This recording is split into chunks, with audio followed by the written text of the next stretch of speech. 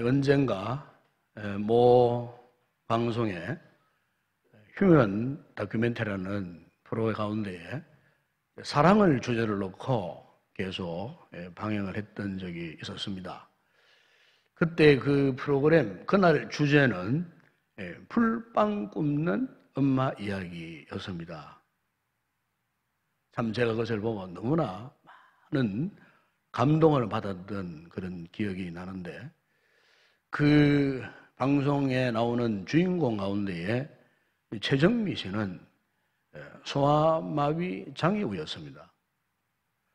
이분이 이제 결혼을 하고 이제 사는 가운데에 또 이혼한 이후에 그 어린 그 두 딸을 참 이렇게 책임지는 너무나 힘든 그런 삶을 살게 되었습니다. 그래서 이제 이분이 생각 끝에 동네 길가에서 풀빵을 이제 굽는 그런 장사를 하게 된 겁니다.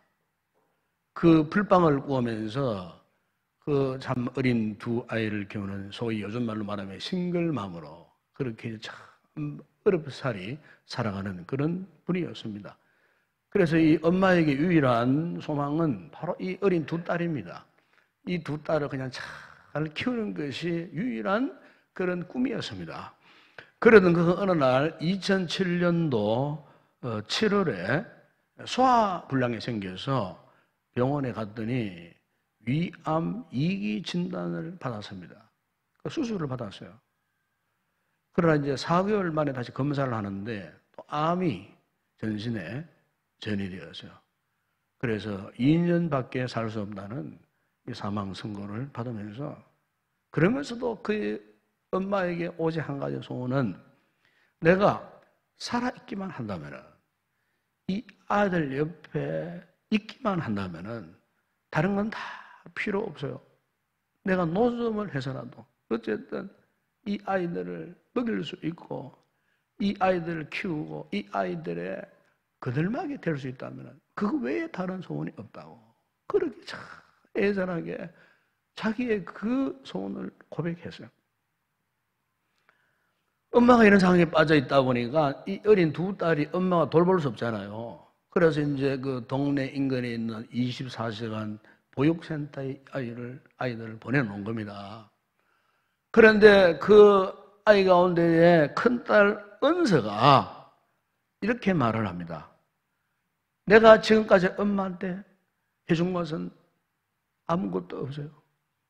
엄마한테 내가 잘해준 건 아무것도 없다는 것. 그런데 내가 엄마를 위해서 하나님한테 기도하면은 하나님이 우리 엄마 낫게 해 주실 수 있을까요? 왜냐하면 우리 친구들 가운데도 매일 자기 전에 기도하는 그런 친구들이 있어요. 이러면서 그 어린 딸이 엄마를 위해서 기도하면은 과연 하나님이 우리 엄마를 낫게 줄 수 있는가요? 이러면서 그 어린 딸이 하나님 앞에 기도를 하겠다는 겁니다. 참, 그 말을 듣고 있는 저 역시 아마 그 당시 시사 모든 분들이 정말 가슴이 점이 왔을 거예요. 그냥 눈물이 활칵 쏟아질 만한 그런 상황이었어요. 이런 간절한 이 어린 딸의 이 같은 기도에도 결국에는 아랑곳 없이 방송 후 2달 만에 그 불방구 아이들을 키워가던 은서 엄마가 세상을 떠나고 말았어요. 바로 이 방송에 난 후에 인터넷 게시판에 풀빵 엄마를 언급하면서 여러 가지 많은 글들이 올라왔어요. 그런데 그 글들 가운데에 이런 글들이 많았어요. 어쩌면 그렇게도 애절한 기도를 하나님은 왜 들어주시지 않았을까? 특별한 바람도 아니고 과한 욕심도 없는 그 순전한 그 어린 아이의 그 소원, 그 소원의 기도를 왜 하나님이 살아계신다면 왜 응답하지 않으셨을까? 과연 하나님이 살아계시는가? 과연 신은 존재하는가? 어떤 글에서는 또 이런 글이 있어요. 하나님은 세상 돌아가는 일에 아예 관여를 안 하시는 건 아니겠죠? 혹 말기암이 났다 할지라도 그것은 그냥 기적일 뿐이에요. 한마디로 하나님의 존재하심을 부정하려는 그런 글들이 수없이 많이 올라와서, 그러니까 그들은 그냥 하나님이 멀찌감치 서서 바라보실 뿐 세상에는 전혀 관심이 없는 그런 하나님. 과연 하나님이 그런 하나님이면 나는 절대로 그 하나님 믿지 않겠어요. 뭐 이런 글도 올라오고. 그러니까 하나님을 비아냥거리고 하나님을 비난하고 하나님의 존재하심을 부정하려는 이런 글들이 수없이 많이 올라와서, 사실 오늘날 여러분, 저 하나님을 모르는 저 세상 사람들, 불신자들만 이런 생각을 가지는 것이 아니고, 사실 오늘 교회 안에 그리스도인들 가운데도 이런 생각에 빠져 있는 분들이 없지 않아 있어요. 우리 주변을 둘러보면은 악인이 잘 되고 착한 사람은 다 어려움을 당하고 하는 이런 모습들을 보면서 절망하는 그런 분들이 있어요. 과연 하나님이 살아계신다면 이렇게 나처럼 선하고 나처럼 착하게 살고 나처럼 열심으로 믿으려고 하는 나에게 있어서는 삶에 조금도 변화도 없고 악하게 살고 못되게 사는 저런 사람들은 어떻게 잘 살 수 있느냐고 하면서 참 이런 생각 속에, 이런 비교의식 속에 빠져서 절망 가운데 있는 낙심하는 그런 성도들이 사실 없지 않나 있다는 겁니다.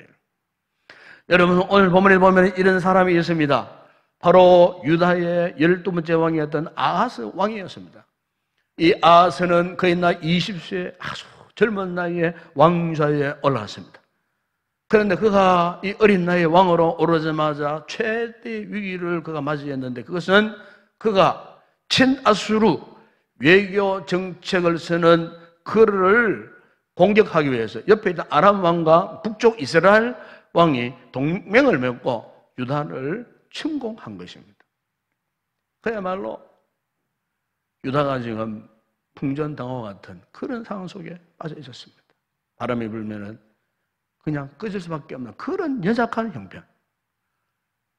그 당시에 모든 여론이 이제 우리 유다는 망했다, 뭐 이런 소문들이 그냥 범람하는 그런 상황 속에 상황이 이러다 보니까 아하스 왕 자신도 어땠냐면, 오늘 보면 여러분 2절 하반절에 보면 이렇게 말씀하고 있습니다. 왕의 마음과 그의 백성의 마음이 숲이 바람의 흔들림과 같이 흔들렸더라 그랬습니다.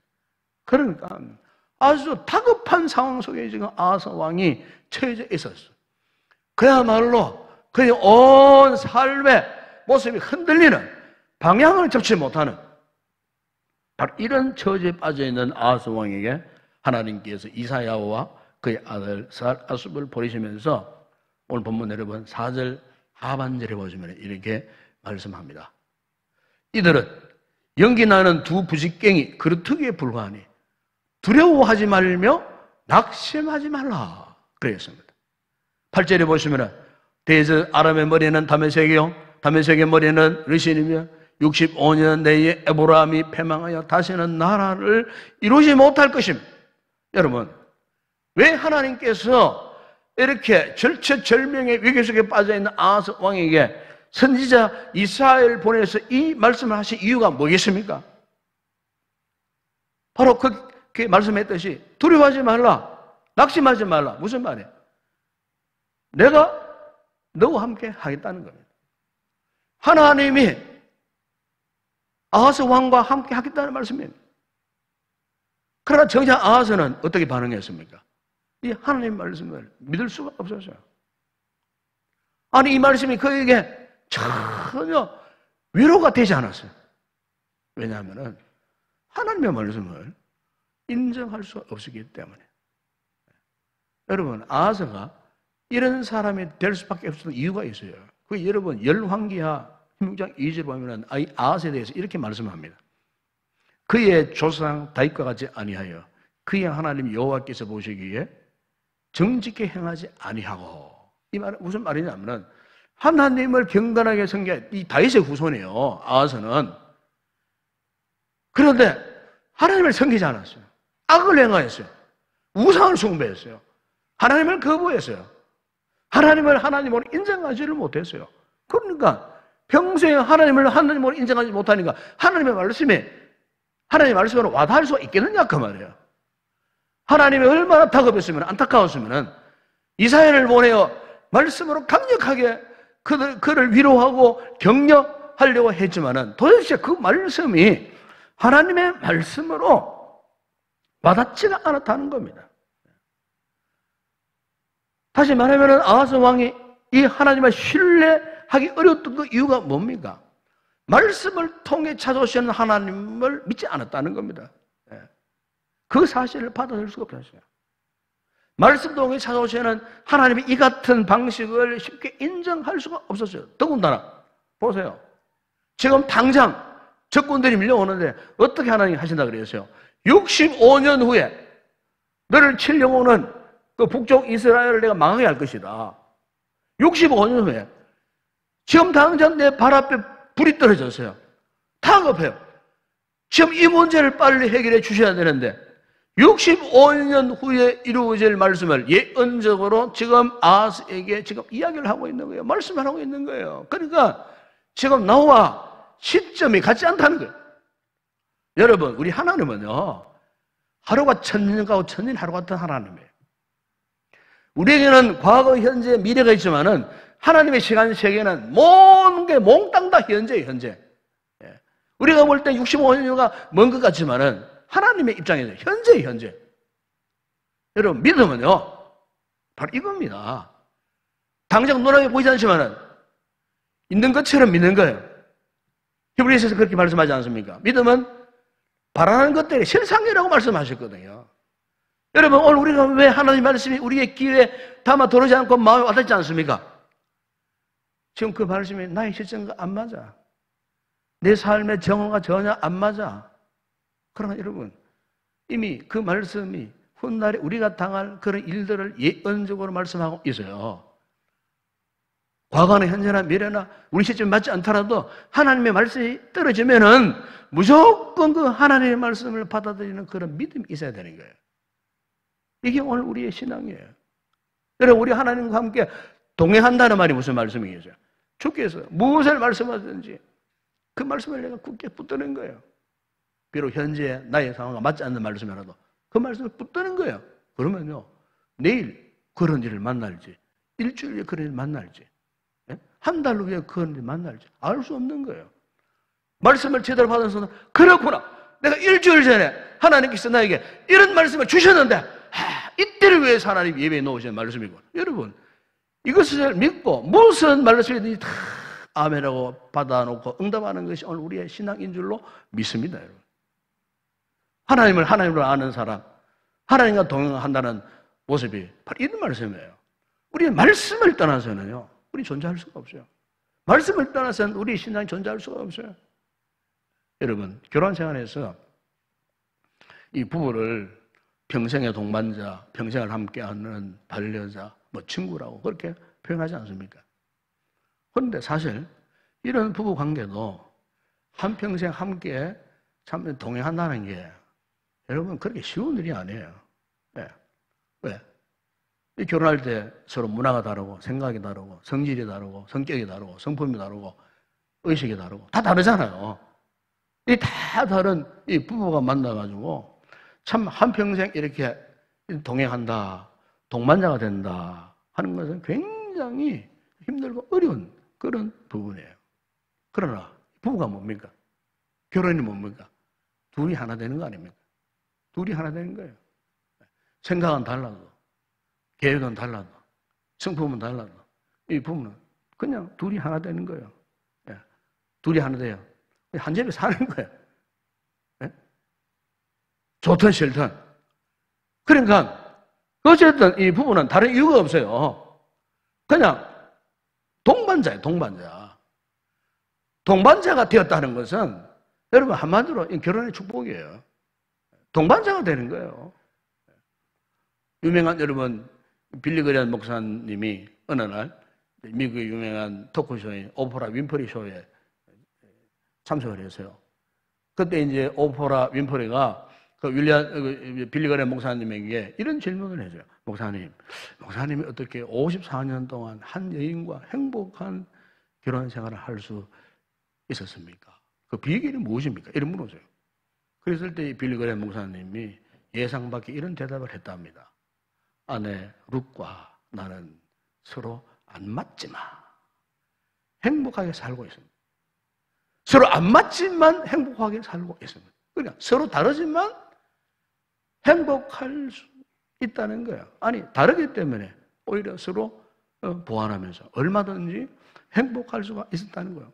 가만히 생각해 보니까, 야, 그렇구나. 결혼 생활의 놀라운 비결이 바로 그것이구나. 안 맞지만 어떻게 해요? 행복하게 살고 있습니다. 여러분, 이것은 오늘 우리와 하나님과의 관계도 그렇대요. 그런 모습이에요. 보세요. 여러분, 하나님과 우리는요, 달라도 너무 달라요. 그렇지 않습니까? 우리가 감히 어찌 그 하나님의 그 놀라운 성품을 우리가 닮아갈 수 있겠어요? 어떻게 그 하나님과 우리와 공존할 수가 있겠어요? 이거는 완전히 불가능한 상황이에요.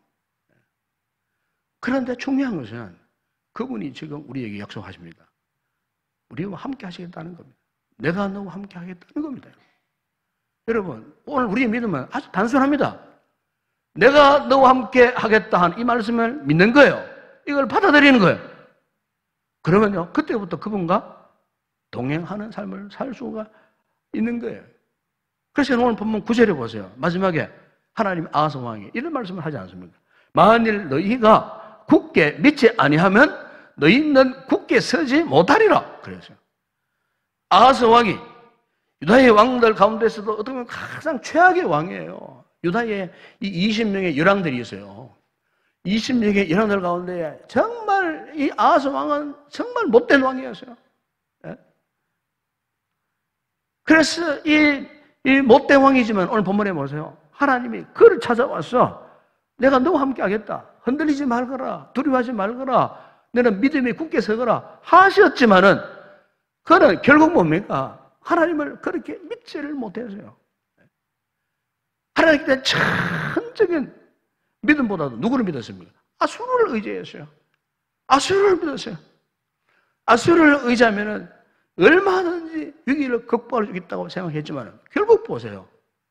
훗날에 역사를 보게 되면은 하나님의 그 예언대로 이 북쪽 이스라엘이 아수르에 멸망당하고 남쪽 유다가 바벨론에 멸망당하는 아수르에서 통한 그것 때문에 그 유다 일부분이 지금 사마리아 이방인들로 피가 섞여버리는 결국에는 그 나라가 패망하는 그런 모습. 여러분, 이 모든 결과가 뭐 때문이겠습니까? 바로 이 아하스 왕의 불신앙, 이스라엘 백성들의 불신앙. 하나님이 오늘 본문에 보시면 오죽 안타까웠으면 그럼에도 불구하고 어쨌든 아하스 왕을 일깨우시려고 여러분 이사야 7장 14절 읽지 않았으면 그 보면은 장차 오실 예수 그리스도 예언을 이 아하스에게 말씀합니다. 그러므로 주께서 친히 징조를 너희에게 주실 것이라. 보라, 처녀가 잉태하여 아들을 낳을 것이요 그의 이름을 임마누엘이라 하리라. 임마누엘 무슨 뜻입니까? 하나님이 우리와 함께 하신다는 뜻 아니에요?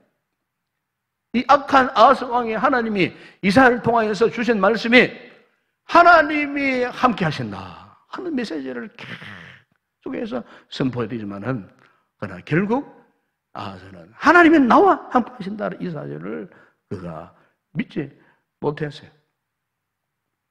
결국 그가 다메섹과 이스라엘의 이 공격 이후에 13년 후에 주 722년에 이스라엘이 아수리에 완전히 멸망당하고 아하스 왕이 다스리는 유다 에브라임도 65년 후에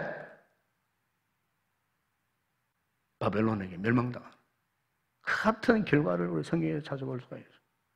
산 여러분, 오늘 우리도 하나님께서 말씀으로 찾아와 주셔요. 이 말씀이 우리에게 들려야 할 줄로 믿습니다. 하나님의 말씀이 오늘 우리의 믿음 생활에, 우리의 삶에 강력하게 이 도전이 되어야 할 줄로 믿습니다. 하나님이 우리와 함께 하신다는 것, 이것은 우리에게 있어서 절대적인 약속이에요. 믿음의 최고의 표정이에요. 여러분, 예수님이 이 땅에 오신 목적도 그것 아니겠습니까? 그분이 친히 하나님 아버지의 이 같은 약속을 성취하시기 위해서 오신 것 아니겠어요? 십자가로 하나님이 우리와 함께 하신다는 이 노란 약속을 증거로 보여주신 거예요. 그러므로 여러분, 하나님께서는 우리가 고난을 당하거나 인생의 어떤 역경 속에서도 홍보해줄 때 그분은 결코 우리와 함께 하시는 하나님이심을 꼭 믿으시기를 바랍니다. 혹 지금 우리 가운데에 원치 않는 질고 아니면은 여러 가지 삶의 잃어버림 상태에서 아픔을 당하거나 가정의 우한 노래, 고통스러운 상황에 있는 그런 분들이 계신다면은 여러분 하나님을 바라보시기 바랍니다. 그런 가운데서 하나님이 함께 하시는 사실 믿으시기를 바랍니다. 내가 아무리 참 기도를 했는데도 아직까지 기도 응답이 없어. 그러면 하나님은 그저 먼 곳에서 나를 그냥 바라보고 계시는가? 아니에요. 당장은 기도 응답이 없어요. 그러나 그것에 하나님의 뜻이 있는 거예요. 하나님 깊은 계획하심이 있는 거예요. 중요한 것은 우리가 끝까지 하나님을 바라보는 거예요. 아무리 우리의 삶이 고통스럽다 할지라도 그 고통의 한복판에 들어오시는 거 하나님. 두려워하지 말고 놀라지 말라. 내가 너무 함께하겠다. 주께서 오셔서 말씀으로 찾아줘서 위로하시고 오늘 예배를 통하여 말씀을 하십니다. 이 목사를 통해 말씀하십니다. 이 말씀들이 여러분 하나님의 말씀으로 우리 심령에 심어져야 하는 것입니다. 하나님이 함께 하신단 말이에요. 임마누엘 하나님의 말씀을 통해서 오시는 그것 우리 성도들이 굳게 믿어야 할 줄로 믿습니다. 그럼 어떤 고통, 어떤 위기 가운데서도 흔들리지 않고 굳게 설 수가 있는 것입니다.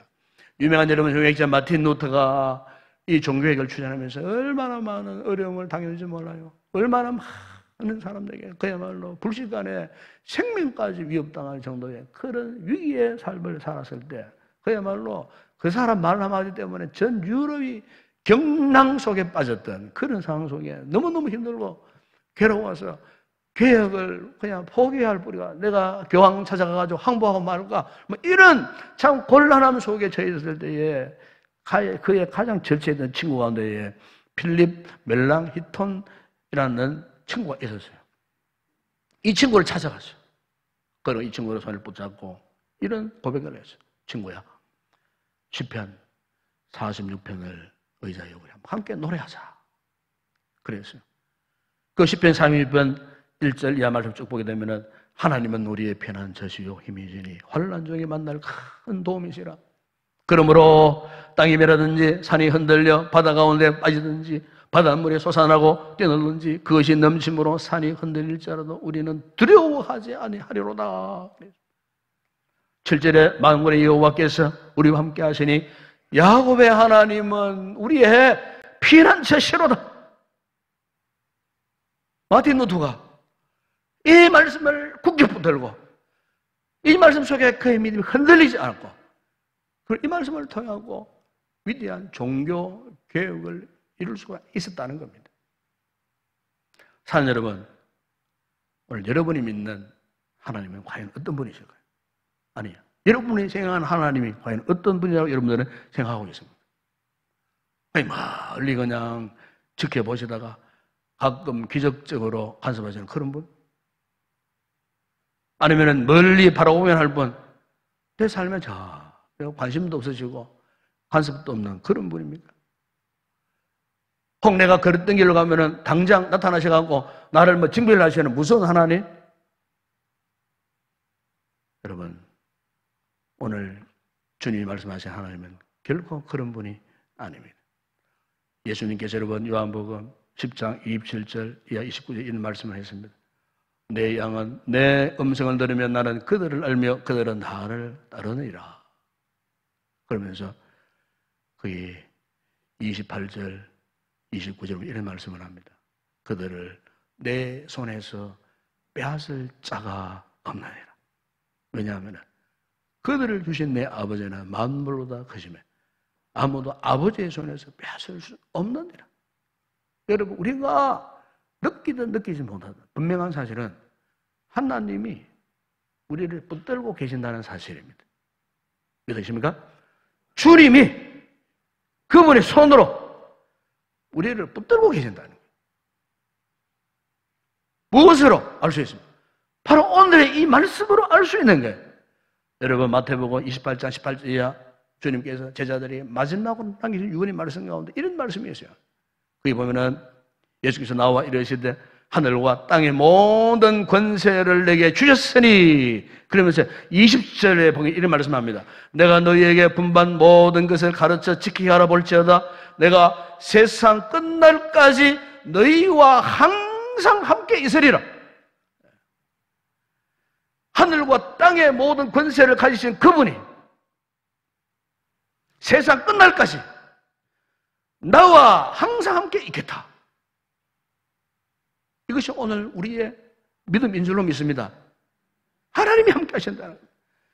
이사야 40장 10절에 말씀하지 않습니까? 두려워하지 말라. 내가 너와 함께 함이라. 놀라지 말라. 나는 내 하나님이 됨이라. 내가 너를 굳세게 하리라. 참으로 너를 도와주리라. 참으로 나의 의른 오른손으로 너를 붙들리라. 여러분 그렇습니다. 사는 여러분, 오늘 우리가 정말 위기의 시대를 살고 힘들고 어려운 역경의 시대를 통과하고 있는데, 여러분 우리가 그 어떤 인생길을 갈지라도 우리가 분명히 잊지 말아야 할 거예요. 하나님이 지금 나와 함께 하신다는 사실입니다.